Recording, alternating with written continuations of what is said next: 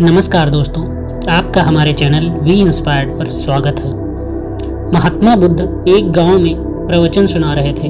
उन्होंने अपनी मधुर वाणी से सभी को संबोधित करते हुए बताया कि हर मनुष्य को धरती माँ की तरह सहनशील तथा क्षमाशील होना चाहिए।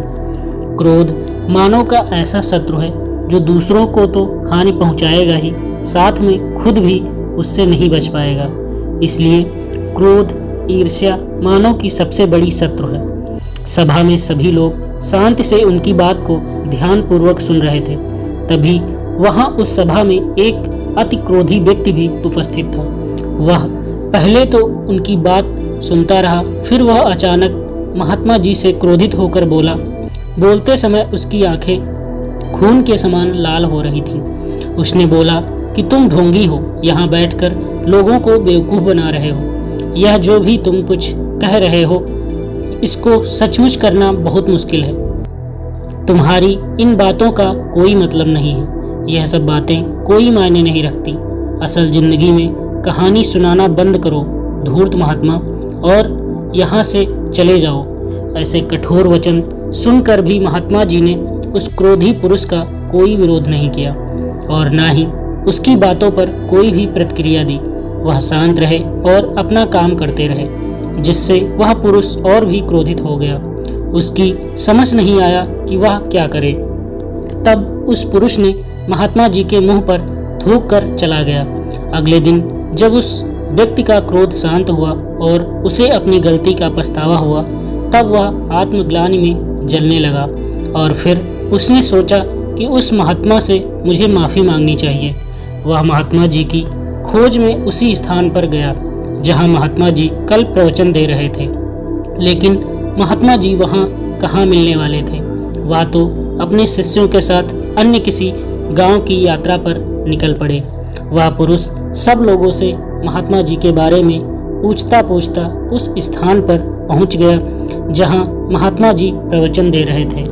तब उस पुरुष को महात्मा जी के शिष्यों ने उसे आने से रोका, लेकिन महात्मा जी ने अपने शिष्यों को आदेश दिया कि उसे आने दें। तब वह पुरुष महात्मा जी के चरणों पर गिर गया। उसने बोला, मुझे क्षमा कीजिए महाराज। उसने महात्मा जी से पूछा, क्या आप भूल गए हो कि मैं वही जिसने कल आपका इतना अपमान किया था? मैं अपने दुष्ट कृत्य की आपसे माफ़ी मांगता हूँ। तब महात्मा जी ने बड़ी शालीनता से उस पुरुष से बोले कि कौन सी बात? तब उस पुरुष ने बड़ी हैरानी से महात्मा जी की ओर देखा।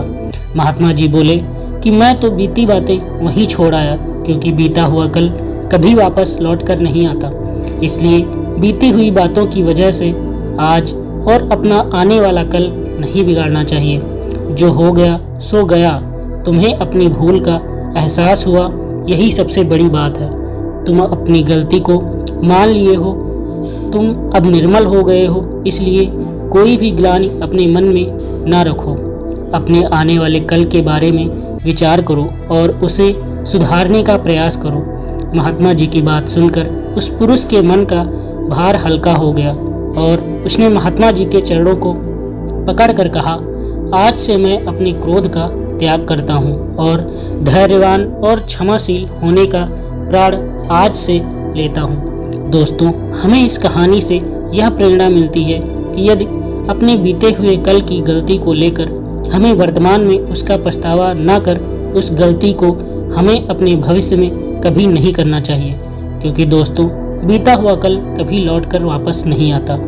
तो दोस्तों, गौतम बुद्ध की इस कहानी से आपको ज़रूर कुछ न कुछ सीखने को मिला होगा। अगर यह कहानी आपको पसंद आई हो तो हमें कमेंट करके ज़रूर बताएं। धन्यवाद।